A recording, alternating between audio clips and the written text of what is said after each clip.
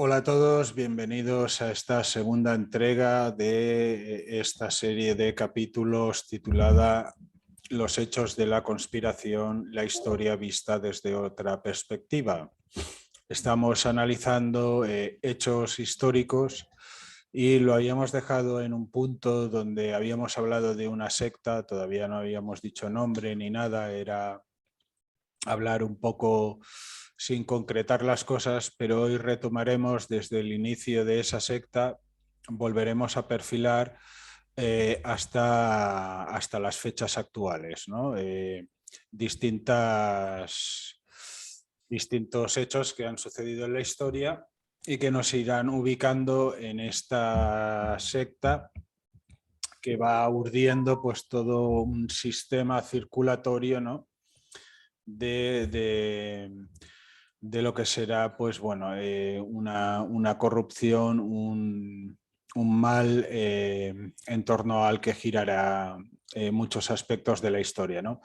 Para eso contamos con Ichebe, que es doctor en historia, lo tenemos desde México y ahora damos la entrada a Ichebe. Hola, ¿qué tal? ¿Cómo estamos, Ichebe? Hola Santi, buenas tardes desde México. Buenas tardes a toda tu audiencia. Buenas tardes. Gracias por tenerte aquí para hablar de un tema que en el fondo es un trasfondo de lo que pudiera haber en el expediente Royuela, de todo lo que se va viendo. Yo empecé con una mafia radicada en Cataluña y ya estamos tocando política mundial, ¿no? Donde aparece la guerra de Ucrania, aparece el Sáhara, aparece una logia en Florida repartiéndose el mundo, hablan de un estado sionista mundial o un poder mundial, y nos desvela un paradigma distinto, ¿no? Que nos recuerda más a los libros de historia antiguos donde siempre el poder ha estado envuelto en luchas, ¿no? Así Entonces, bueno, es. Y por retomemos otro un poco. lado, y por otro lado, perdón que te interrumpa, y por otro lado vemos cómo todo esto forma parte de una historia geopolítica. Una historia geopolítica que se remonta siglos atrás y vamos a ir viendo cómo esta historia se va concatenando hasta llegar a casos puntuales como son el expediente Royuela, por ejemplo. Entonces, ¿dónde retomarías tú tu exposición que hoy quieres hacer? ¿Dónde nos sitúas? Muy bien, yo quisiera retomar la historia de la secta muy brevemente para quienes no estuvieron y para quienes sí estuvieron, pero para que recuerden lo que hemos visto hasta ahora. Dijimos que después de 1650, en el seno de una secta gnóstica panteísta, cuya antigüedad exacta no se conoce, pero que puede ser muy, muy antigua, esa secta, en esa secta surge el primero de sus llamados mesías ocultos. Dijimos que esa secta tiene una visión diabólica de las cosas, del hombre, del mundo y de Dios. Esa secta piensa que Dios es todo, piensa que Dios es también la naturaleza y piensa que Dios es el bien y es el mal al mismo tiempo. Dice esa secta que así como la luna que tiene una cara luminosa y una cara oscura, así es el Dios de esa secta. A veces es bueno y a veces es malo. Y esto lo hemos visto, nos lo han puesto enfrente de nuestra cara con historias como la saga de la Guerra de las Galaxias, por ejemplo, donde nos habla de una fuerza que tiene un lado luminoso y un lado oscuro, pero que es la misma fuerza. Sin embargo, los miembros de esta secta distinguen perfectamente el bien del mal.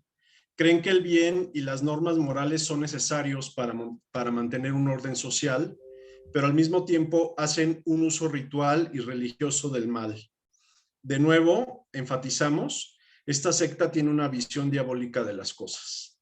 ¿Y por qué rinden Y culto al mal y no al bien? Es decir, porque ellos tienen una visión según la cual cuando se llene de cierta forma el mundo de maldad suficiente, cuando el mundo se llene de la cantidad suficiente de maldad, entonces ya no tendrán ellos mesías ocultos, sino que tendrán el primero de los mesías que se presentarán del mundo como rey del mundo.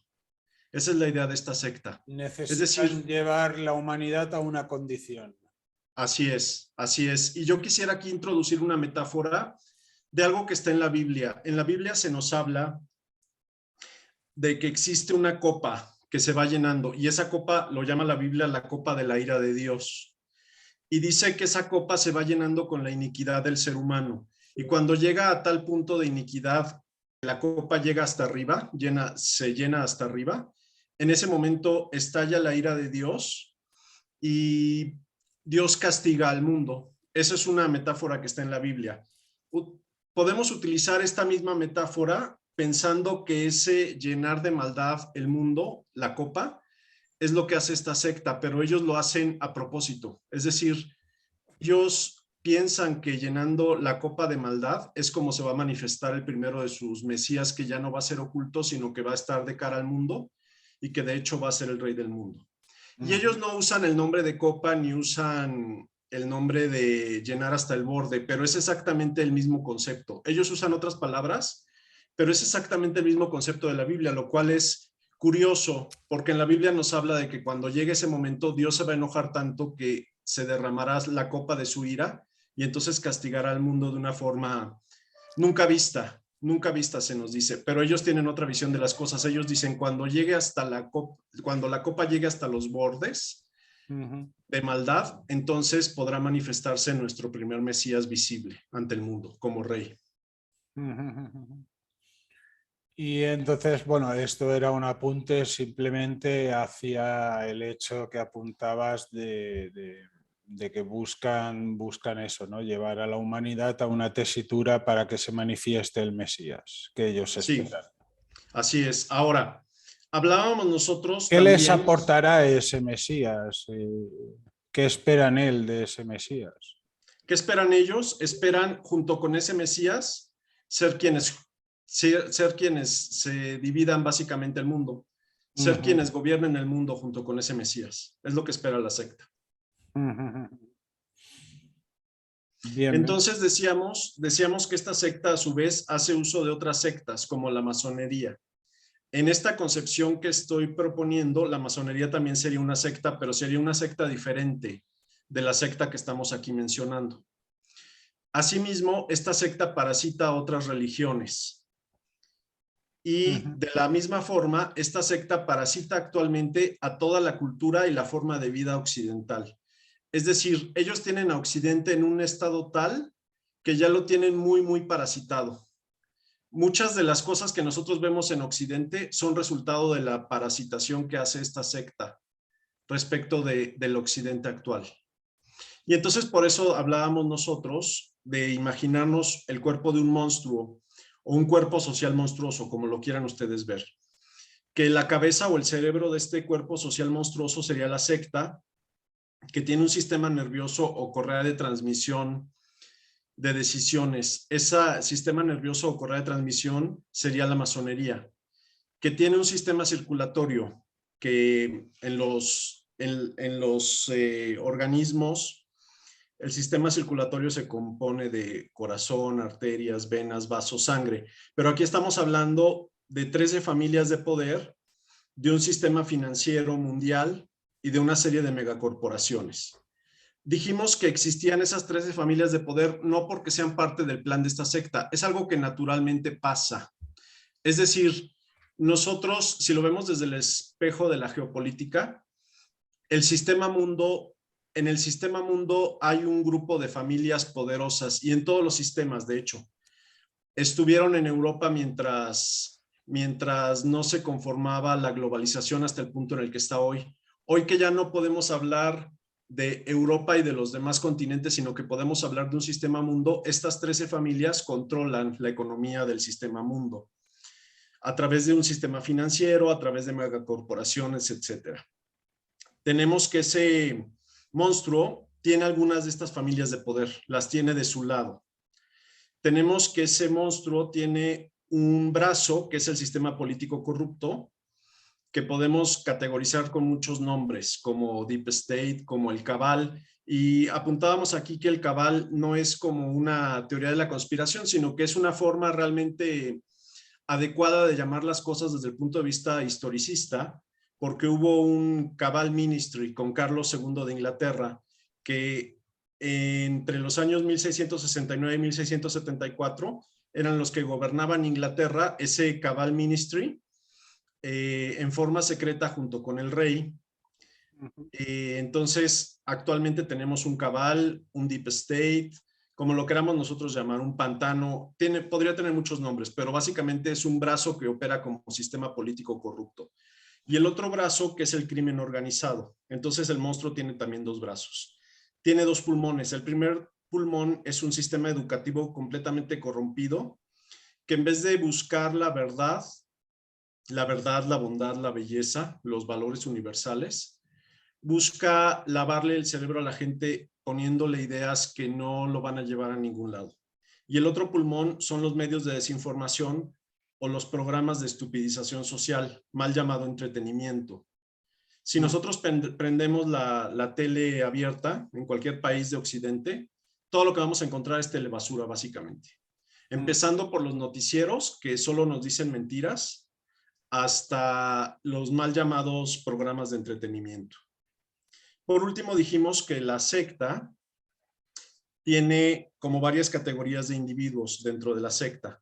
Unos son los dormidos, que son los miembros de la secta, pero que no participan directamente de lo que hace la secta, pero que están dormidos para, en un momento dado, la secta puede despertarlos y hacer uso de ellos.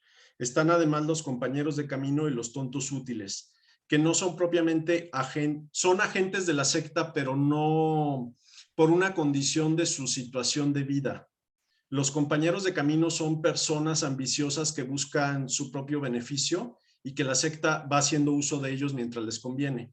Los tontos útiles son gente que sirve a la secta sin saberlo. Y por último tiene la secta sus zombies, que sus zombies son las personas que piensan que todo está bien, que todo está funcionando correctamente, que el mundo va de maravilla, que no podemos estar mejor, que hoy vivimos mejor que como nunca hemos vivido, etc. Esos serían como los zombies, que son gente que ni siquiera sabe que esta secta existe, pero actúan como zombie de la secta sin saberlo.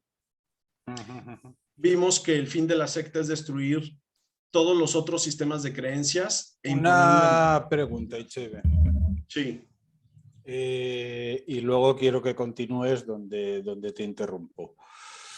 ¿Esta secta podría estar detrás de los grandes acontecimientos históricos del siglo XX, por ejemplo, como podría ser Primera y Segunda Guerra Mundial, que son puntos de inflexión para Europa?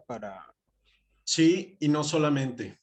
Y no solamente. Yo apuntaría también otras revoluciones que ocurrieron en el siglo XX. Por ejemplo, la rusa. Como la revolución, como la Revolución Mexicana, como la Revolución Turca, como la Revolución Rusa. Así es. Y una pregunta. Tú sabes que los nazis tenían, había una sociedad teosófica. Sí. Creo que era la sociedad Thule, si no recuerdo mal, ¿verdad? Sí, sí. Claro, ahí había un sector católico, pero había un sector que eran teósofos, ¿no? Entonces ellos estaban en busca del conocimiento de Dios, ¿no? Y incluso se sabe que, no sé si es Himmler, se desplaza a Montserrat, aquí a Cataluña, en España, porque considera que es un centro energético, bueno, centro de poder, ¿no? Que ellos consideraban, ¿no? Sí. La sociedad teosófica nazi, en tanto que entra en un conflicto mundial, ¿sabía de esta secta? ¿Tenía constancia el nacionalsocialismo alemán de esa época o no sabían a lo que se enfrentaban realmente? Yo creo que eran utilizados, eran compañeros de camino. Eran compañeros de camino, ¿verdad? Aprovecharon... Yo creo que el nazismo fue compañero de camino de la secta y la secta lo financió. Sí, se sabe que hay capital judío que financió a Hitler. Sí, pero más allá de eso está el capital anglosajón, inglés y estadounidense, que eso sería lo más destacable. Capital inglés y capital estadounidense, y eso casi nunca se dice, pero es un hecho histórico. Les interesó la figura de Hitler en la historia, digamos. Sí, o lo utilizaban. Bien, bien, bien. Era solo un matiz en tanto que hablábamos de una secta que tiene unas creencias, llamémosle religiosas, ¿no? O de una cosmovisión religiosa, y hablando de acontecimientos en la historia, enlazando con los teósofos nazis, ¿no? La Sí, sociedad Thule, en tanto que hubo un conflicto mundial, ¿no? sí. Bien, bien, Ok, sigue donde te había interrumpido. sí. Decíamos entonces que el fin de la secta es destruir a todos los otros sistemas de creencias e imponer una dictadura mundial. Y que su fin también es destruir a la cristiandad y a todos los demás sistemas de religiones geopolíticos, como el Islam, por ejemplo. Buscan destruir a sí mismo al budismo.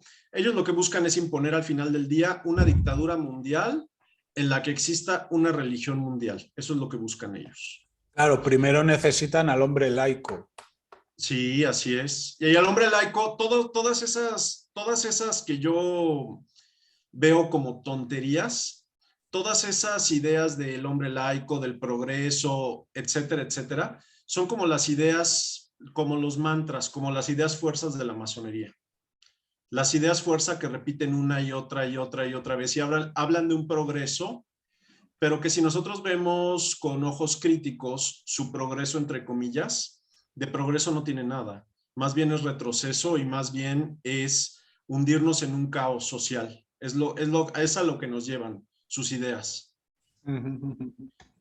Quisiera ahora, si me lo permites, Santi, hacer algunos acotaciones a varios comentarios interesantes que hubo de la audiencia. Sí, por supuesto. Gracias. A quienes no menciono es porque de esos temas no sé la respuesta o no lo he estudiado. No he estudiado lo que ellos preguntan o proponen. Quienes sí menciono los temas es porque resultan relevantes para lo que estamos contando.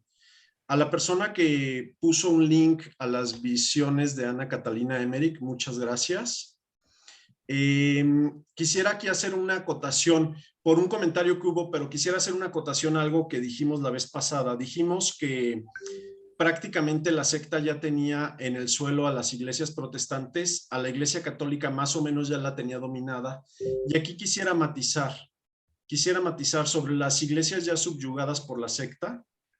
Es todo el protestantismo, excepto los evangélicos o pentecostales. Es decir, los evangélicos o pentecostales, más bien pudiéramos decir nosotros conservadores, esos no los tiene dominados la secta. Son gente que todavía no ha podido subyugar. En la iglesia anglicana pasa algo muy parecido. Los episcopalianos y los presbiterianos, llamados entre comillas rebeldes. Rebeldes porque se oponen a los progresistas, también entre comillas progresistas, de estas iglesias, que son la mayor parte, y que estos episcopalianos y presbiterianos rebeldes se han ido trasvasando al catolicismo a través del ordinariato que creó el Papa Benedicto XVI. Son precisamente los que se oponen a todas las teorías o todas las formas de ver el mundo que propone la modernidad, entre comillas.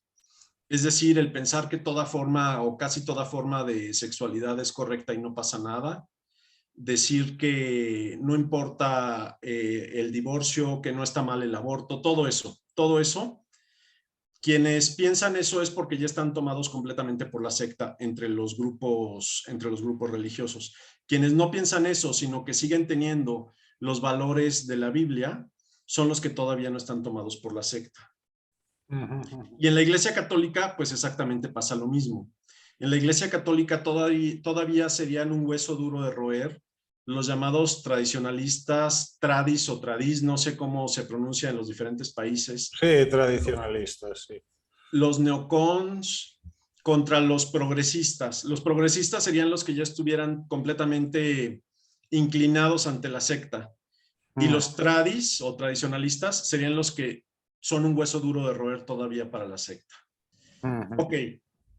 Otra pregunta, otro grupo de preguntas bien interesantes que quisiera yo acotar porque son sumamente relevantes. Preguntan, ¿son los globalistas?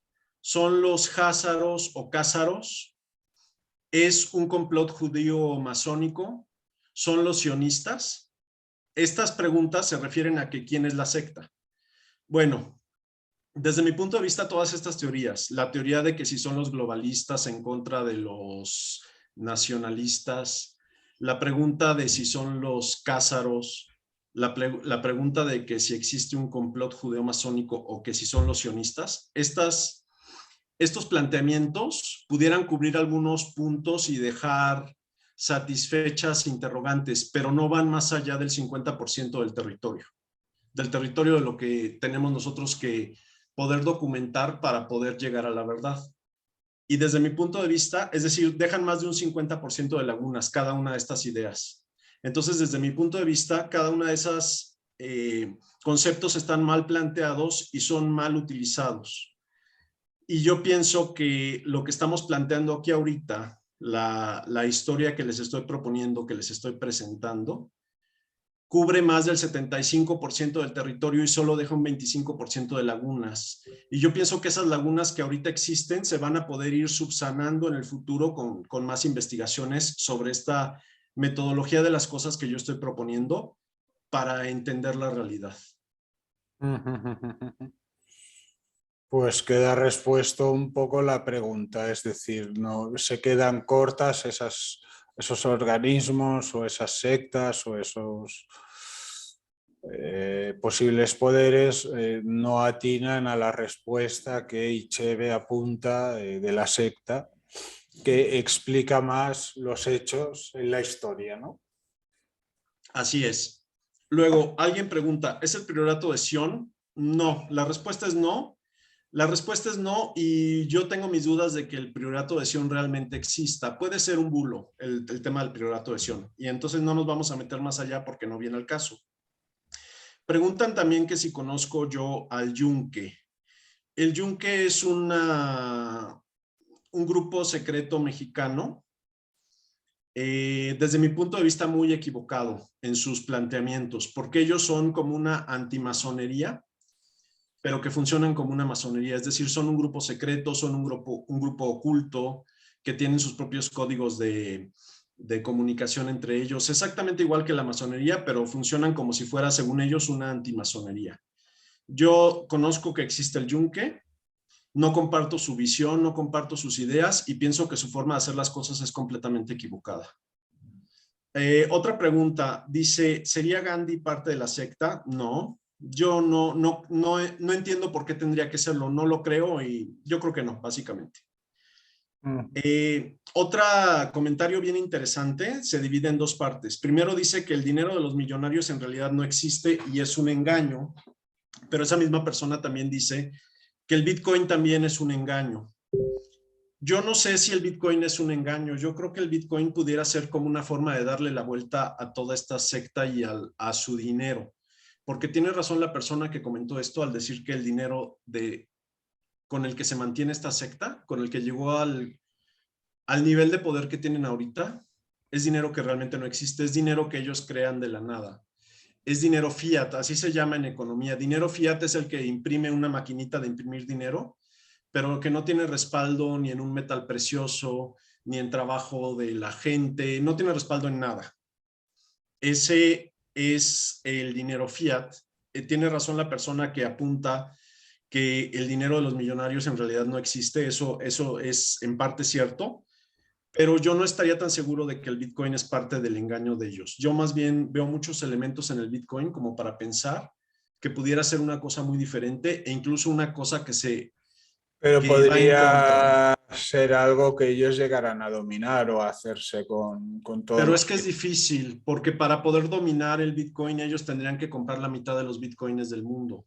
Yeah. Y está demostrado que la mitad de los Bitcoins del mundo está distribuido en muchísimos ciudadanos del mundo. O Ajá. sea, al final del día va a haber 21 millones de Bitcoins. Necesitarían controlar la mitad de esos. Ajá. Entonces, ¿Y por qué no hay habrá nadie. permitido entonces la secta un sistema Es que no se dieron cuenta de que esto existía hasta que ya era demasiado fuerte. Esa es mi teoría. Tampoco lo controlan todo, estamos hablando. Ajá, así es. No tiene la forma de controlar todo. Y el Bitcoin Pero están en ello. están en ello y están tratando de hacerlo. Así es. Así es. Por Sí, eso han sucedido hechos en la historia, ¿no? sí, así es. Ok, Otra pregunta muy interesante dice, si eliminan a casi toda la población, ¿con quién harían el mal ritual?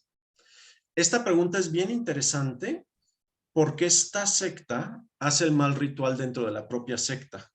Me explico. Esta secta tiene, por ejemplo, orgías sexuales en los que participan los miembros de esta secta.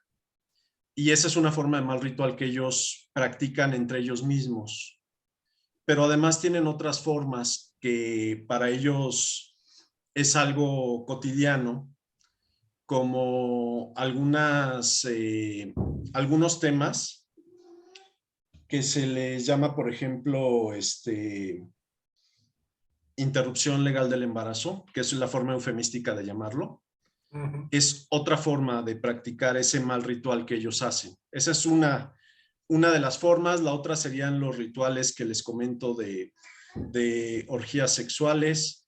Es decir, ellos sí tienen forma de seguirlo haciendo a pesar de que no hubiera otros seres humanos, pero existiendo otros seres humanos porque ellos necesitan o aspiran a tener 500 millones como lo vimos en las tales piedras guías de Georgia. Ellos aspiran a tener un sistema mundial donde existan 500 millones de esclavos y ellos sean quienes dominen el mundo. Entonces, incluso pensando que no existieran esos 500 millones, ellos tendrían forma de seguir haciendo el mal ritual que ellos ejercen. Siempre podrían tener a esclavos para someterlos a sacrificios Sí, o que así esos es. esclavos los cometan por sistema, ¿no? O sea, Así es. Y esto es bien interesante porque hemos hablado de los zombies y mucha gente de estos zombies que nosotros decimos están haciendo cosas que la secta considera que son malas, pero que para sus fines son beneficiosos. Y estas personas ni siquiera lo ven como algo malo, sino que lo ven ya como algo natural, algo moderno, algo progresista. Las mismas palabras que utiliza la masonería, que platicábamos hace rato. Luego, otra pregunta bien interesante. Dice, ¿esta secta tiene nombre? Yo conozco 4 nombres de la secta. 4 nombres de la secta, no uno solo, pero todos son la misma secta. Y entonces ahora quisiera continuar, si no te molesta, Santi, continuar con la historia donde la habíamos dejado. Después de que se manifiesta a la secta, no al mundo, a la secta, después de que se manifiesta a la secta el primero de sus mesías ocultos, existen claramente 8 otros mesías ocultos. Permíteme tantito. Disculpen ustedes, es el gato que se quería salir, discúlpenme, por favor. Existen 8 otros mesías ocultos. Vamos a ver cómo se da esta progresión de mesías ocultos, un poquitito más adelante.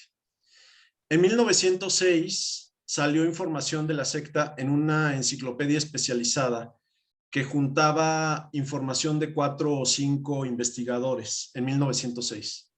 Pero el historiador por excelencia de la secta da a conocer esta secta en los círculos académicos. Este historiador nace en 1897 y muere en 1982. Él tenía 3 nombres. Uno de esos nombres era Gerhard en alemán. Tuvo como temas de estudio, tuvo unos amplísimos temas de estudio. Por ejemplo, él escribió sobre la vinculación entre judaísmo y movimientos del Islam, como por ejemplo el sufismo. Escribió sobre la vinculación entre el judaísmo y sectas gnósticas, como la que estamos hablando nosotros. Pero no solamente, también escribió de la vinculación del judaísmo con otro tipo de sectas gnósticas. La familia de este historiador estuvo muy implicada en el gobierno de la República de Weimar. Y aquí quisiera hacer detenerme tantito y contar como una anécdota sobre la República de Weimar. Hace rato tú preguntabas sobre hechos históricos del siglo XX y yo quisiera comentar con el auditorio, con la audiencia, esta anécdota que me sucedió a mí. Resulta que yo un día, un familiar mío estaba revisando una cosa que acababa de comprar por internet Y entonces me acerqué a ver qué era. Y era un álbum de estampas, pero no para niños, sino para adultos, porque era un álbum de estampas sobre tipos de barcos, tipos de, como de maquinaria de guerra, y todo estaba como en colores muy dorados y como con muchos logotipos muy llamativos. Y entonces yo le pregunté, ¿es de la época de los nazis? Y me dice, no, ¿cómo crees? No es de los nazis, es de la República de Weimar. Ese fue el primer acercamiento que yo tuve realmente al tema de la República de Weimar. Por supuesto, lo había escuchado antes, la historia de esta república. Sabía que ellos habían generado un caos económico terrible por el cual se había destruido esta república. Es decir, ellos empiezan a imprimir dinero de la nada y generan un caos económico terrible y acaban con una moneda que no valía absolutamente ya nada.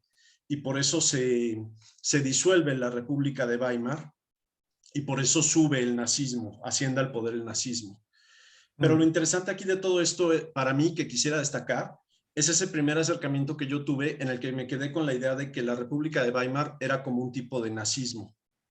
Y luego, ya estando en el doctorado, un día una compañera del doctorado estaba revisando un libro sobre la República de Weimar y le dije, ¿me lo prestas tantito? Y empecé a hojearlo.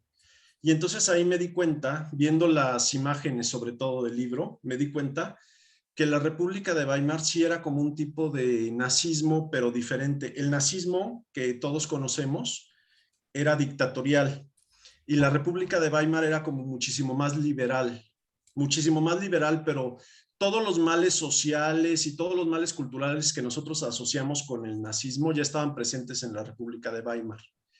Y era sumamente liberal en el sentido de que ellos permitían, por ejemplo, todo tipo de encuentros sexuales, no los veían como malos, todo tipo, o sea, me refiero a que básicamente solo les faltaría la pederastia y el incesto, pero también como que ya iban en camino de eso, porque en el libro se mencionaba que había grupos como lobbies dentro de esa República de Weimar que estaban a favor de estos dos temas que acabo yo de mencionar. Entonces, aquí quisiera dejar este apartado. Para mí es relevante el tema de la República de Weimar porque sería como uno de los experimentos para imponer una dictadura mundial. Otro, como ya dijimos, fue el nazismo. Pero en fin, era lo que quería solamente comentar. Ahora, volvamos al tema del historiador. El historiador, ¿por qué estoy mencionando la República de Weimar junto con el historiador? Porque un familiar muy cercano al historiador, por supuesto este historiador vivió en la época de la República de Weimar, y una familiar muy, muy cercano al historiador fue un político muy importante en la República de Weimar.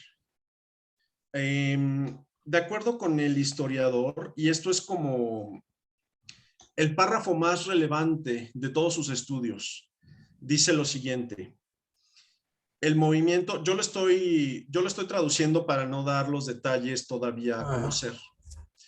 De acuerdo con el historiador, el movimiento de la secta es la matriz de todos los eventos políticos y religiosos relevantes a partir del siglo XVIII. Esas son las palabras que él usa.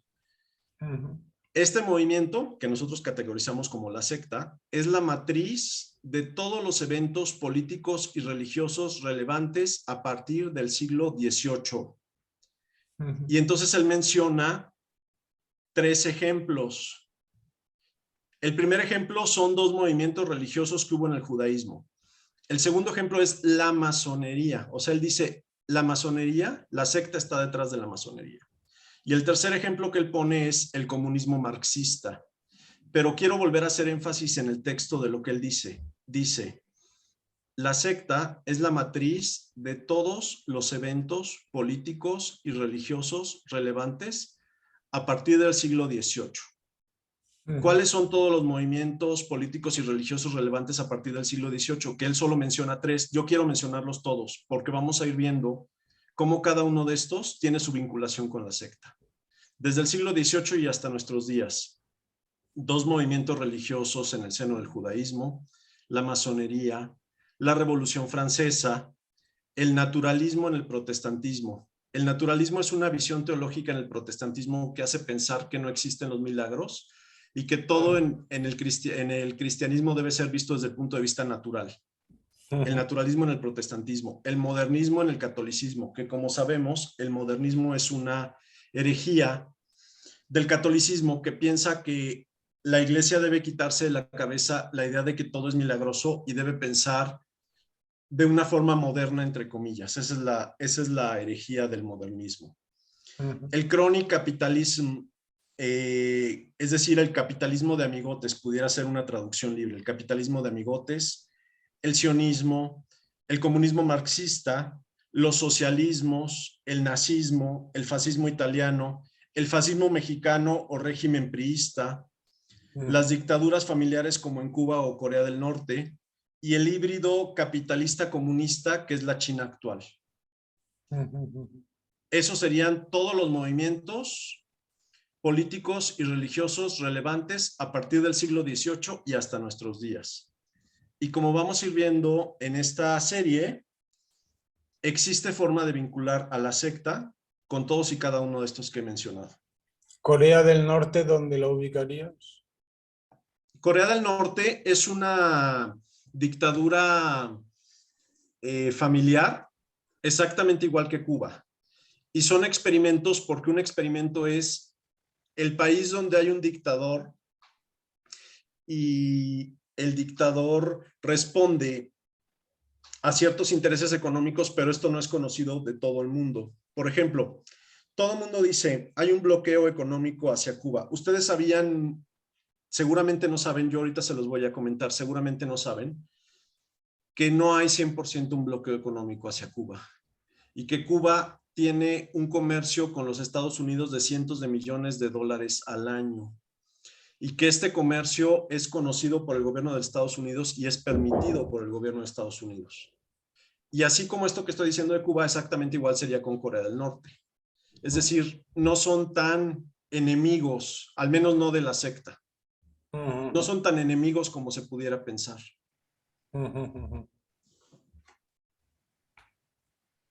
Bien, bien. Volviendo al tema de la secta, de la lista, volviendo al tema de la secta y volviendo a nuestro historiador, de la lista de los mesías ocultos antes citados, el número 7 nació después de 1725 y murió después de 1790. Vivió en la región que actualmente está en guerra en Europa, pero de allí él se iba moviendo para crear células de la secta en varias regiones de Europa y Asia. Al principio se hacía pasar por judío, luego por musulmán, luego por católico romano, luego por ortodoxo ruso, pero siempre permaneció como miembro de la secta. Este Mesías oculto número 7 enseña que el Dios de la secta, quien ya hemos dicho que es bueno y malo a la vez, este Dios es una trinidad de emanaciones. Es decir, de Dios emanan 3 emanaciones. Y enseña este Mesías oculto que de cada emanación de su Dios existen encarnaciones de Mesías ocultos a su vez.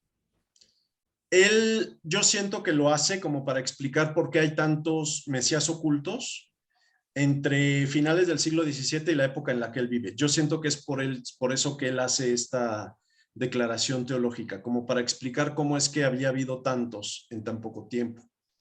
Entonces, según él, ahora la secta ya tiene 3 líneas de encarnaciones de Mesías ocultos, uno por cada una de las 3 emanaciones del Dios de la secta. Y aquí quisiera explicar cómo es que ellos piensan que pasa el alma de un Mesías al siguiente.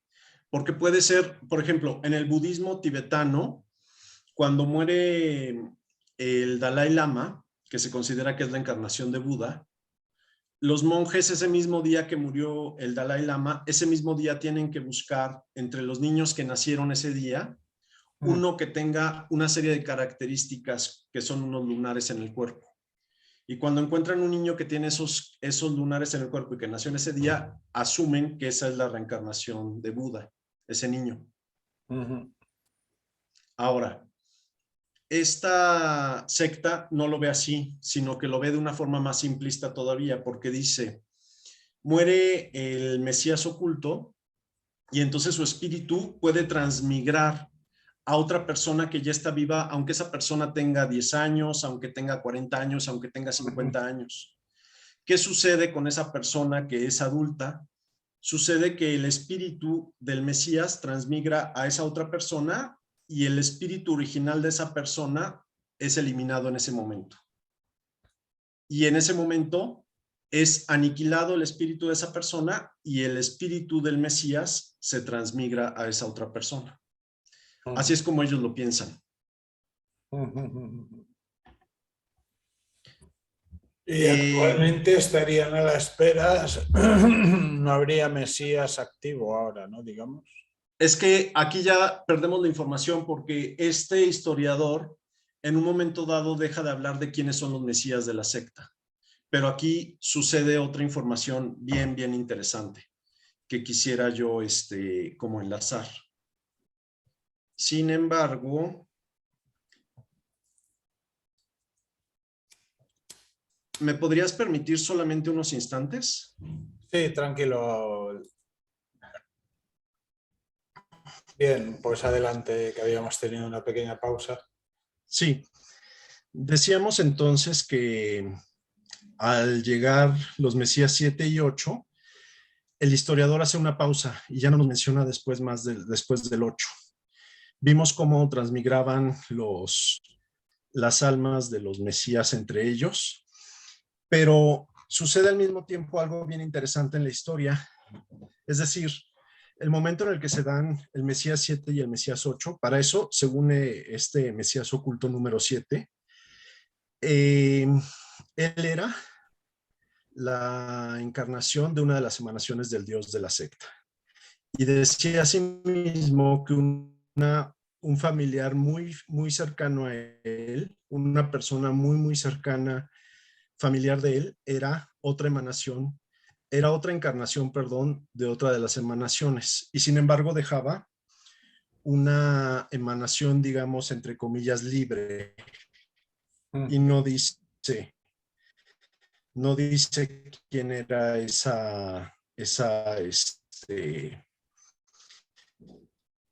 no dice quién era esa encarnación que ocupaba o iba a ocupar esa emanación. Espera, que hay problemas de audio. Y sin embargo, al mismo tiempo, entran en juego tres familias de poder. Espera un momento, Cheve. A ver, ¿se te oye bien ahora? ¿Me escuchas ahí? Sí, ahora sí, ahora sí. Sí, sí, adelante. No, se fue la voz.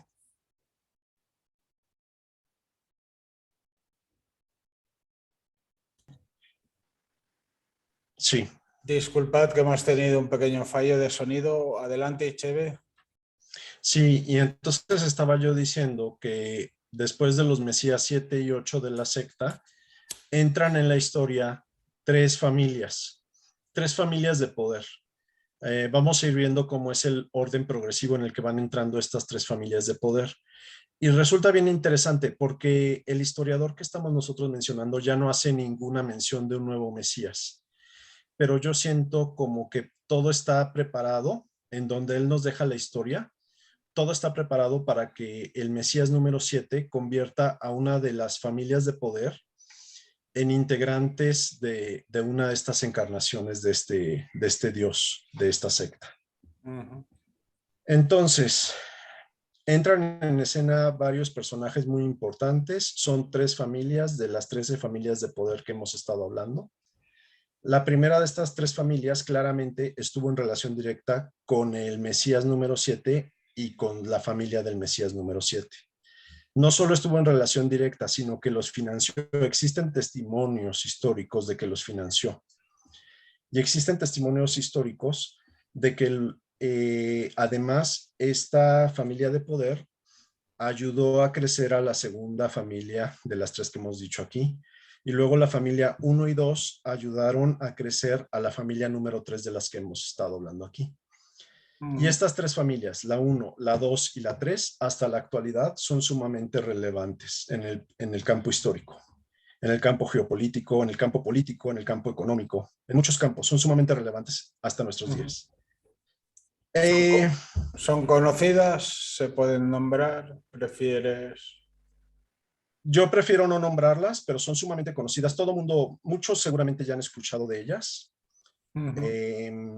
Incluso por lo que vamos a decir ahorita, es probable que muchos de los integrantes de tu audiencia las puedan identificar, Santi. Lo relevante de esta investigación, y es donde quisiera hacer un énfasis especial, lo relevante de esta investigación es mostrar la vinculación entre la secta y las tres familias. Entre la secta y la primera familia, la vinculación es demostrable y directa, con documentos históricos, es demostrable y directa. Y en las familias 2 y 3, por inferencias en sus actos y por estar la familia 2 y la familia 3 directamente vinculadas a la familia 1. O sea que hemos llegado a un punto donde el Mesías es financiado por una familia y la familia se integra en la secta y a la vez se generarán dos familias más poderosas. Sí. ¿No? Tenemos tres familias. Así es. ¿Y en qué época ya empezamos, estas tres familias entonces, son poderosas? ¿En qué residirá su poder? Económico. Económico, político también. Económico, financiero. Económico, financiero en un principio, y de ahí se deriva el poder político. Y estamos ya en años ya del siglo XX, por ejemplo, o todavía no nos hemos adentrado. No, seguimos en la época en la que vivió el Mesías número 7. Con Entonces, estas familias armadas ya de poder. Al mismo tiempo surge la primera, cuando la secta está con su Mesías número 7, al mismo tiempo surge esta familia como centro de poder. Bien. Pues adelante. La primera familia. La primera familia la vamos a llamar familia RD. Su apellido original fue Bauer, pero lo cambiaron por uno que comienza con la letra R y termina con la letra D. Por eso llamamos a esta familia la familia RD. El considerado como fundador de la dinastía vivió entre 1744 y 1812. Nació en Frankfurt, Alemania. El padre de este señor fue el que cambió su apellido por el de RD. Y sin embargo, aquí hay una historia bien interesante. RD es una palabra que significa un objeto X con una característica Y. Y esta oración que acabo de decir, un objeto X con una característica Y, nos remite a una profecía que está escrita en la Biblia. En uno de los profetas menores de la Biblia hay una profecía que más o menos dice esto. Los valientes... Perdón, ¿se te va la voz? Perdona, Icheve.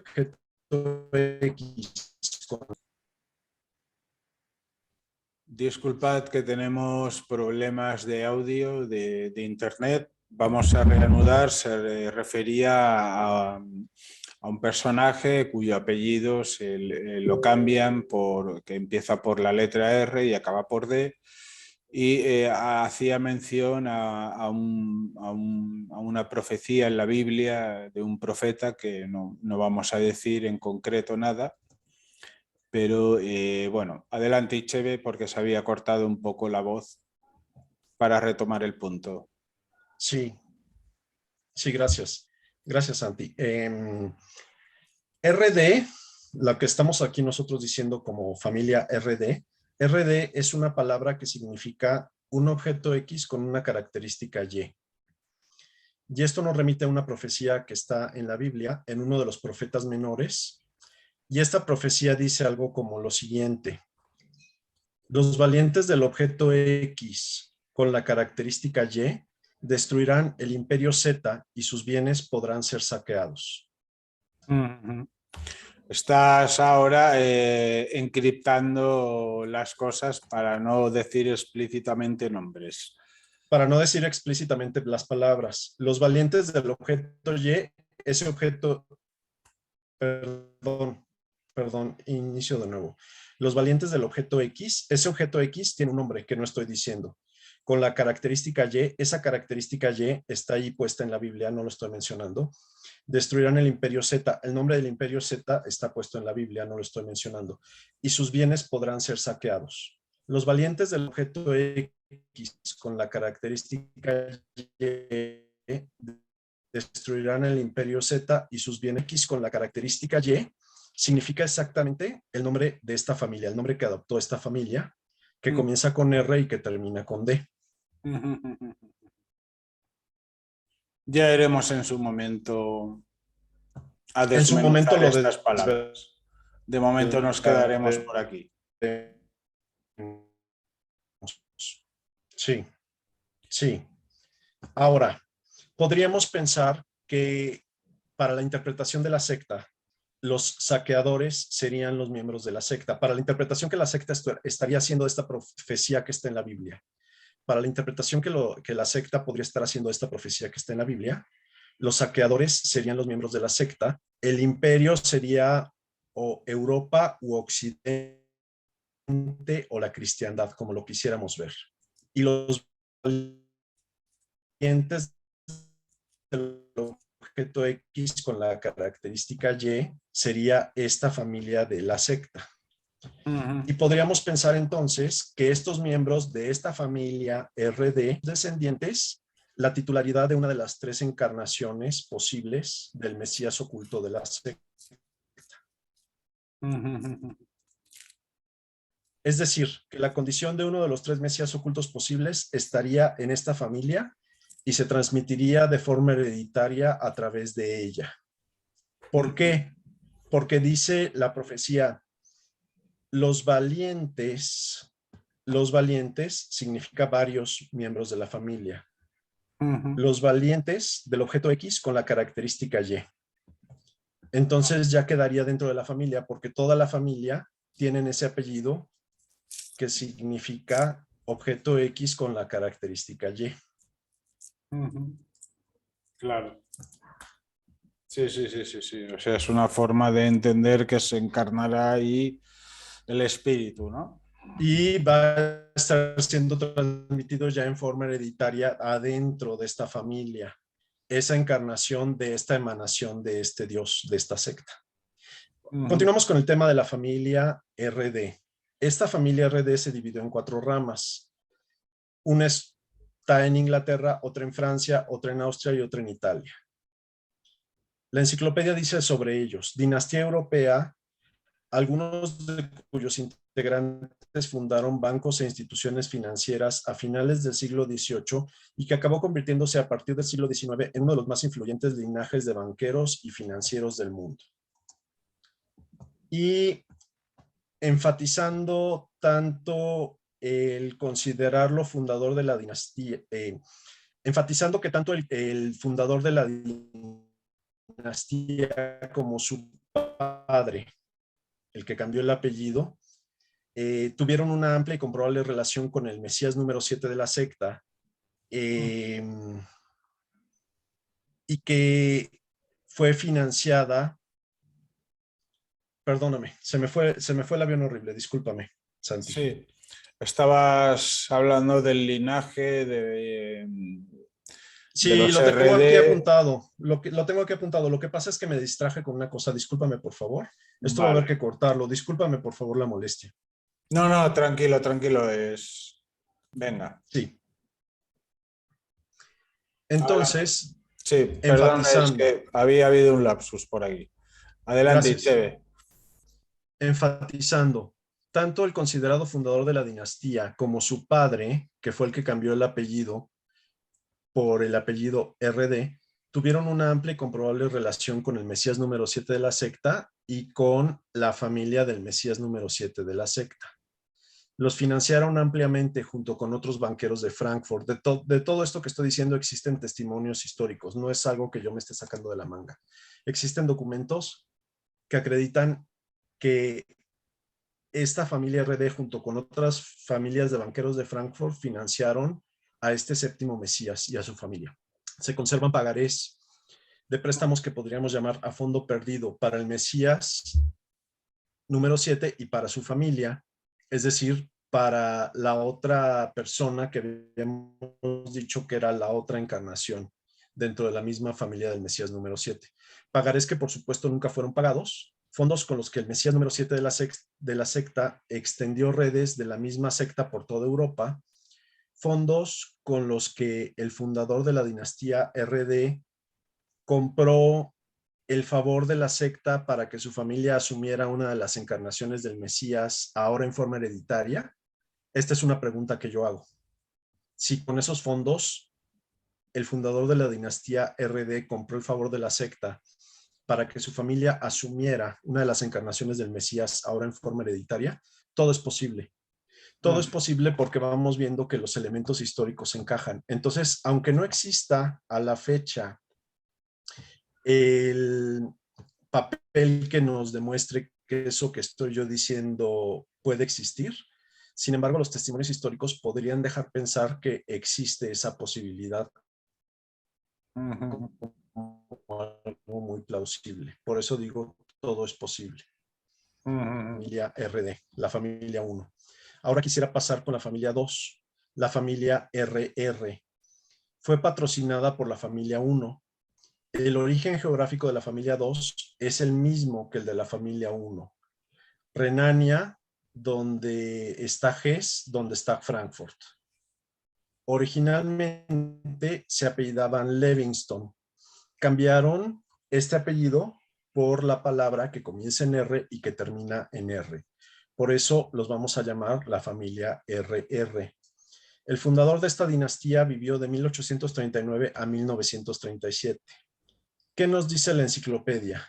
Dice, la familia es fundadora de la élite más poderosa y reconocida de Estados Unidos, cuyos miembros han tenido un gran protagonismo en el mundo empresarial y político de su país. La dinastía creó un vasto imperio empresarial, especialmente en el sector petrolero, y en lo sucesivo ha contado con importantes empresarios, ejecutivos y políticos de renombre.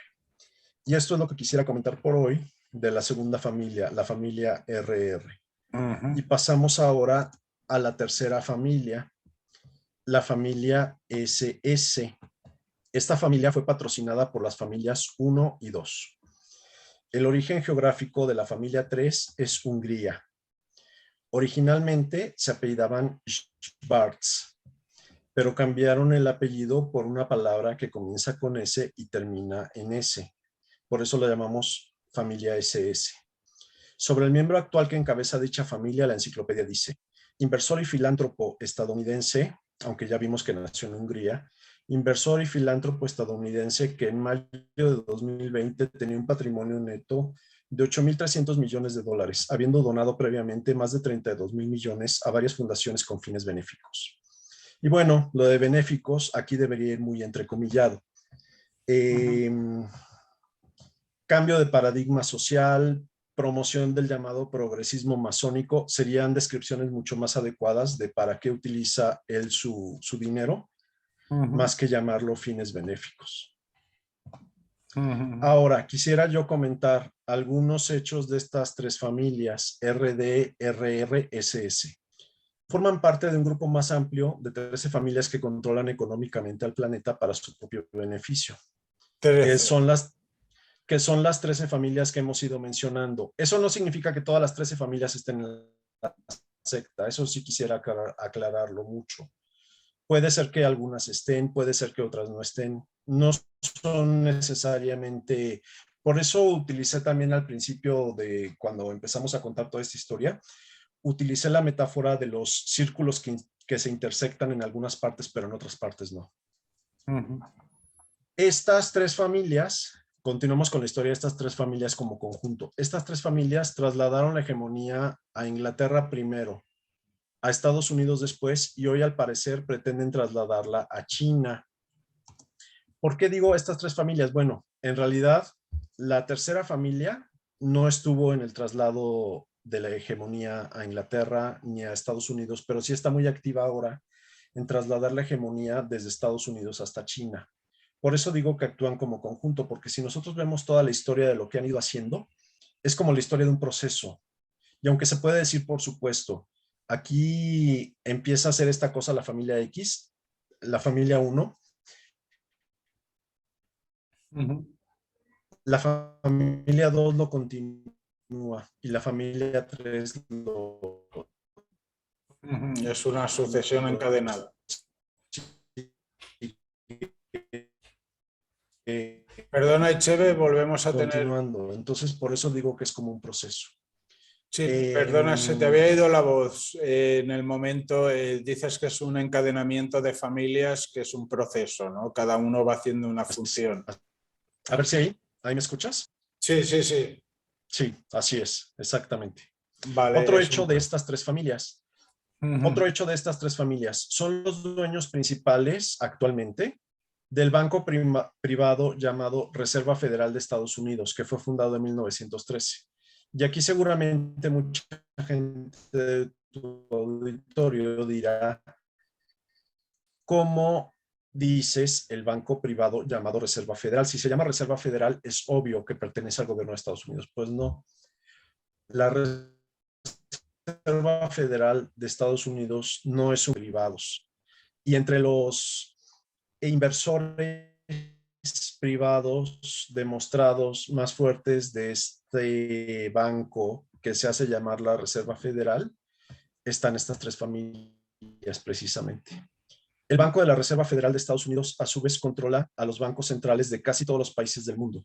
Y así es como estas tres familias básicamente controlan la economía mundial, o gran parte de lo que sucede en la economía mundial lo controlan a través de este mecanismo. Curioso. Continuamos adelante. Sí. Echeve, llevamos 1 hora 20 minutos más o menos. Hemos perfilado la secta, hemos visto ya 3 familias. ¿Quieres que sigamos más por terminar algún punto más y dejar para otro capítulo para que no sea tan extenso los... Para acabar de redondear esta historia, quisiera dejar algunos elementos más. Nos tardaremos como 10 minutos más, si no te molesta. Vale, pues adelante. Continuamos con la historia de estas 3 familias. Estas 3 familias crearon o controlan todos los organismos multilaterales y de gobierno supranacional que existen a la fecha. ¿Como cuáles? Como la ONU, como el G7, como la Comisión Trilateral, como el Council of Foreign Relations, como el Fondo Monetario Internacional, como el Banco Mundial, como el Grupo Bilderberg. Muchos de estos organismos que he mencionado funcionan como think tanks y semilleros para un futuro gobierno tecnócrata mundial, que ya explicaremos de qué se trata. Pero veámoslo ahorita así, son los semilleros de un futuro gobierno tecnócrata del mercado negro y del crimen organizado a nivel mundial. Estas 3 familias son los socios principales de los más importantes medios de comunicación del mundo, que ya hemos visto que se dedican a la estupidización de las masas, más que a comunicar o a informar. Y quisiera yo aquí resaltar nomás una cita de uno de los asesores de la segunda familia, la RR. Él tuvo un asesor muy conocido que acaba de morir hace poco tiempo, y este asesor dijo y escribió así, sin pelos en la lengua, escribió en un libro, dice, en corto, el público debería ser incapaz de razonar o pensar por sí mismo. Ellos deberían solamente ser capaces de parlotear la información que ellos escucharon la noche anterior en los medios de comunicación. Esto lo pone este señor abiertamente en uno de sus libros. Y este señor fue uno de los asesores de la familia 2. De la RR. De la familia RR. Sí, así es. Bueno, de hecho, eso digo esto es una realidad, ¿no? Que sucede, es decir, hoy sí. Lo que tenemos es gente repitiendo lo que ellos quieren, es decir... así es. O pensando así es, que son los que llamamos dentro de unas estructuras de pensamiento que ellos mismos condicionan mediante el neurolenguaje y y la programación y Y que a ellos les creando, conviene.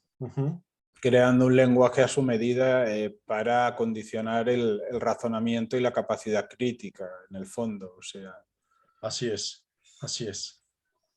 sí, sí, sí, sí, sí.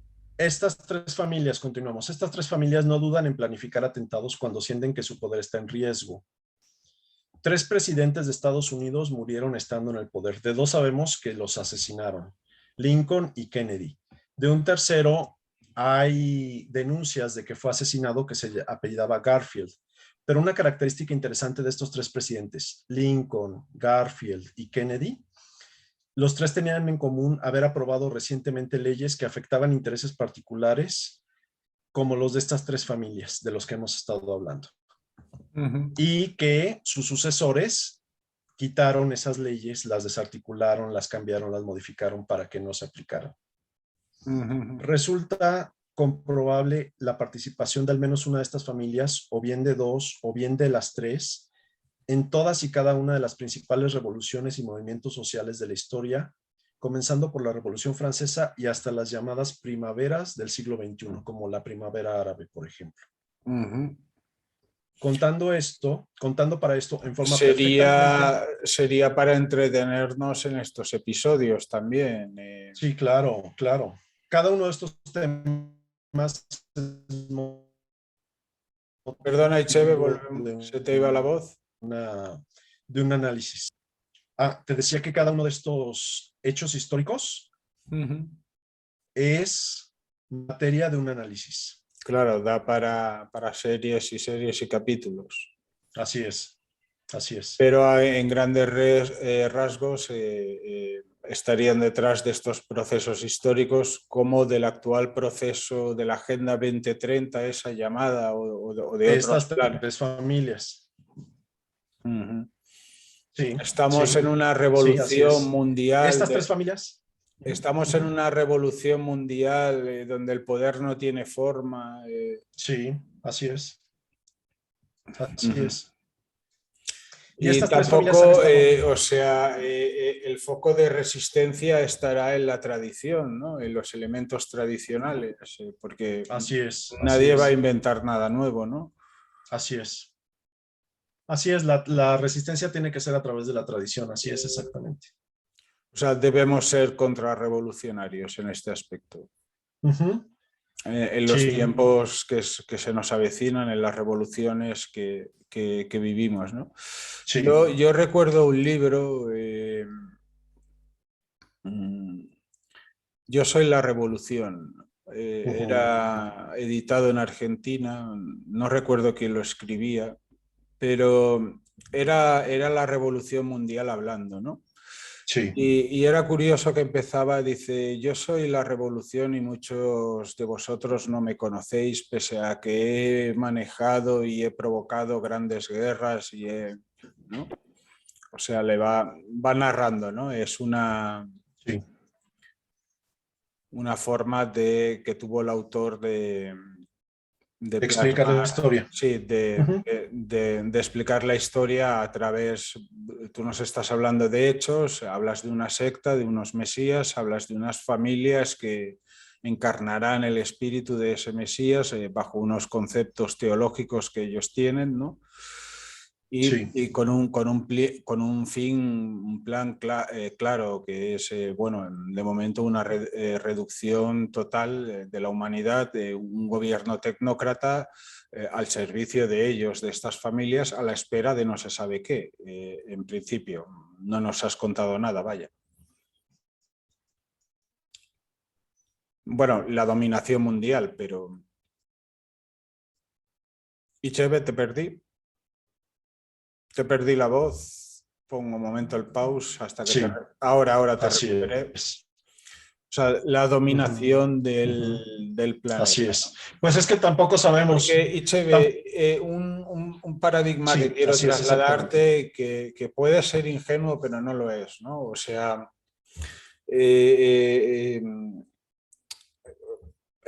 el hombre normal sabe que tiene un tiempo de vida, se le acaba y bueno, él sabrá si irá al cielo o no, o en lo que crea, o si se reducirá a polvo y desaparece, ¿no? Sí. Pero hay gente que no, que tiene poder y el que tiene poder lo quiere conservar, quiere vivir eternamente o lo que sea, ¿no? O quiere alcanzar una finalidad o a lo mejor cree en la reencarnación. Y entonces tenemos, claro, aquí nos preguntamos por el planeta, que si lo estamos destrozando o no, y si lo destrozamos se acabará la humanidad, ¿no? Pero claro, independientemente de que lo destrocemos o no, imagínate que no lo destrozamos, llegará un momento que el Sol se consumirá y ya no tendrá más energía para ir transformando, creo que es hidrógeno en helio o al revés. Ahora no. Sí. Vale, entonces cuando ya se le acabe el combustible, pues habrá que salir de la Tierra. Yo, supongo que la tecnología habrá avanzado y yo no sé si se llegará a alguna galaxia, pero esto lo están pensando, es decir, la gente no es tonta, ¿no? El que tiene dinero y poder sabe que algún día esto se avecinará. Ujú. ¿O Sí. crees que ellos tienen una teología que aquí en la Tierra se manifestará su Dios y aquí acabará todo? Tienen planes de no solo de la dominación mundial, sino que saben que en un futuro hay que escapar de este planeta la humanidad porque se extinguirá el Sol y habrá que salir del sistema solar. Estoy dentro de la Pues no, ingenuidad, ¿eh?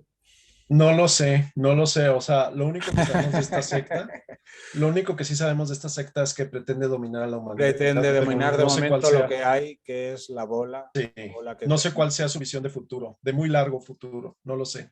Sí, Ya así te he es. dicho que era ingenua la pregunta. Sí, sí, sí, sí, sí. Ok. Ok, Bien, quisiera avanzar un poco más. Dice, sí. sabemos, podemos demostrar que estas tres familias han tenido un papel muy importante en cada uno de estos acontecimientos históricos y que además han contado para esto en forma perfectamente demostrable en la mayor parte de las ocasiones con la masonería. Ahora, en cuanto a la secta, porque nos trasladamos de la secta a tres familias de poder y la secta como que se quedó a un lado. ¿Qué ha pasado con la secta desde el siglo XVIII hasta nuestros días? En cuanto a la secta, a principios del siglo XX está perfectamente demostrado desde la historiografía su importantísimo papel en una revolución político-religiosa que destruyó un imperio como resultado final, por un lado. Y por otro, en 2004, un señor de nombre Lawrence G.C., no voy a decir las otras dos palabras de su nombre, pero Lawrence G.C., miembro de la secta originario de Estados Unidos, publica una página web en la que narra cómo en el curso de sus más de 70 años de vida se ha convertido sucesivamente al judaísmo, al catolicismo, al islam y al hinduismo, mas perteneciendo siempre dentro de la secta, cuya doctrina religiosa expone en su página sin ningún tapujo. Él habla de sus doctrinas, cómo ve el mundo a través de la secta, qué piensa de las otras religiones, porque él habla de conversiones rituales. Él dice, es parte de nuestra religión asumir otras religiones, es parte de nuestra religión asumir otras religiones. Y él lo va narrando como quien va narrando cómo se hace una receta de cocina, así con la misma asepsia, con el mismo, Sí, sin frivolidad. que, sí, exacto, frivolidad es la palabra, así es. Y esa frivolidad yo quisiera por último ya destacarla también en el historiador que nos dio a conocer esta secta. Esta frivolidad porque él dice todas estas cosas que piensa la secta y no le causan horror. Yo me he preguntado, ¿no sería él parte de la secta? Puede ser, ¿eh? Puede ser que el historiador también formara parte de la secta. Y aquí terminaría yo por hoy. Bueno, pues hemos Y visto aquí un capítulo. terminaría yo por hoy. Disculpa que hay pequeños problemas de audio, pero bueno, han sido muy cortos los que... Pues hemos visto un repaso de lo que vimos en el primer capítulo. Ya han salido nombres de familias que podéis identificar, hechos históricos concretos, planes, una secta. No es propiamente la masonería es un instrumento de ella, nos hablaba de un organismo, ¿no? Unos pulmones, un sistema circulatorio, ¿no? Pues como toda instrumentación, como todo plan, se necesitan personas que articulen y se necesitan distintas pues eso, distintas empresas para llevar a cabo los fines, ¿no? Y entonces hay distintas organizaciones encaminadas a tales propuestas. Y bien, en este caso podría ser, pues en este caso, la masonería, ¿no? También se ha apuntado a que pudo estar el nazismo y muchas revoluciones detrás de los planes de esta secta, y a la vez de cómo llegan a controlar el dinero, ¿no? y la economía financiera, y también pues los aspectos energéticos, ¿no? Y cómo irán luchando para ese fin de la dominación mundial, ¿no? Sí, así es. En el siguiente capítulo, si nos haces una síntesis de un minutito, hacia dónde nos adentraremos. No lo he pensado todavía. O sea, yo Bien, tengo un iremos guión también. con hechos históricos que son demostrables como parte de la historia, pero no he planteado todavía como qué podríamos seguir. Bueno, Yo quisiera que eso lo comentáramos después tú y yo, y ya sobre eso decidido vale. ya lo presentáramos. Ujú. Hemos de esperar también opiniones de los suscriptores que nos quieran escribir o dejar comentarios, y Cheve irá perfilando a ver cómo prepara la tercera entrega, donde, bueno, esto es un estudio, es un ensayo, vamos a llamarle, basado en hechos históricos que os iremos contando en los sucesivos episodios, e iremos pues reflexionando con aspectos que se han dado en la historia, en la actualidad, e incluso puedan estar enlazados con el expediente Royuela o ese hecho de que el canal siga activo, ¿no? También Así es. puede ayudar a esta respuesta, ¿no?